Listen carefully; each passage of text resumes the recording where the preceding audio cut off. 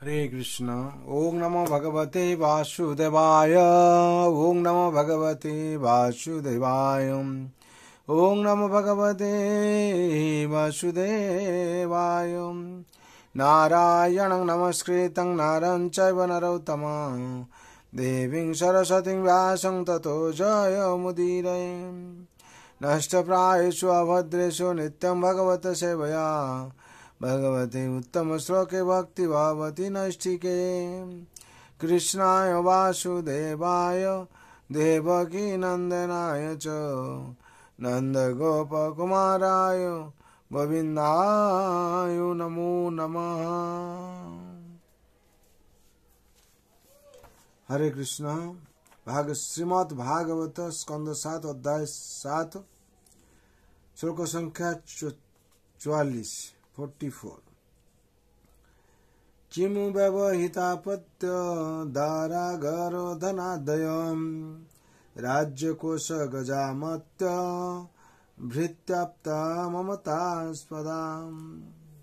শব্দের বলা আছে কিম মানে কিম উই কি বলার আছে, ব্যবহিত পৃথক, অপত্য সন্তান, দ্বার পত্নী, অগার বাসস্থান, ধন সম্পদ, আদায় ইত্যাদি, রাজ্য রাজ্য, কোষ ধন ভাণ্ডার, গজ হাতি ঘোড়া, অমাতা মন্ত্রী, ভৃত্য সেবক,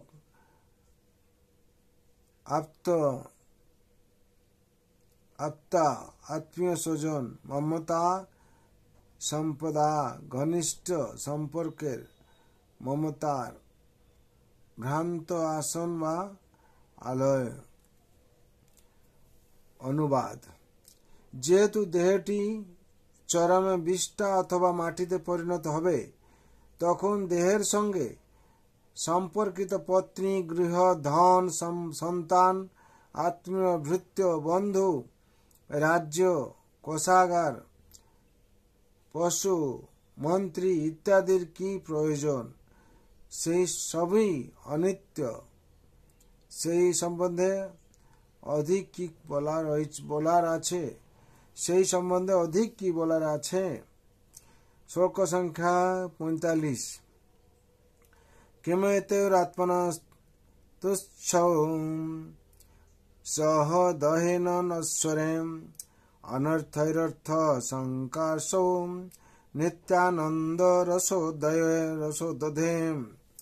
শব্দরূপে বলা হচ্ছে কিম কি প্রয়োজন, এতো এই সবের, আত্মন আত্মার, তুচ্ছই যায়, নিতান্তই নগণ্য, সহ সঙ্গে, দেহেন দেহ, নশ্বের বিনাশশীল, অনৈথে অবাঞ্ছিত, অর্থ সংকাশয় আবশ্যক বলে মনে হলেও, নিত্য আনন্দ নিত্য আনন্দের, রস অমৃতের, উদ্ধদে সমুদ্রের জন্যে। অনুবাদে বলা হচ্ছে যতক্ষণ দেহের অস্তিত্ব থাকে ততক্ষণেই এই সমস্ত বস্তু অত্যন্ত প্রিয় বলে মনে হয়, কিন্তু দেহ বিনষ্ট হয়ে যাওয়ার মাত্রেই দেহের সঙ্গে সম্পর্কিত এই সমস্ত বস্তুগুলির আর অস্তিত্ব থাকে না।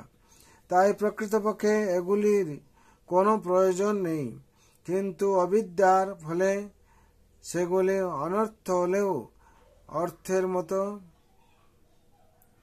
প্রতীত হয়। নিত্য আনন্দ রসের সমুদ্রের তুলনায় সেগুলি অত্যন্ত তুচ্ছ। নিত্য আত্মার এই প্রকার তুচ্ছ সম্পর্কের কি প্রয়োজন? তাৎপর্য: কৃষ্ণ ভাবনামৃত অর্থাৎ কৃষ্ণ ভক্তি এক নিত্য আনন্দের সমুদ্র। সেই নিত্য আনন্দের তুলনায় আত্মীয় স্বজন, বন্ধু বান্ধব এবং প্রেম প্রীতির মাধ্যমে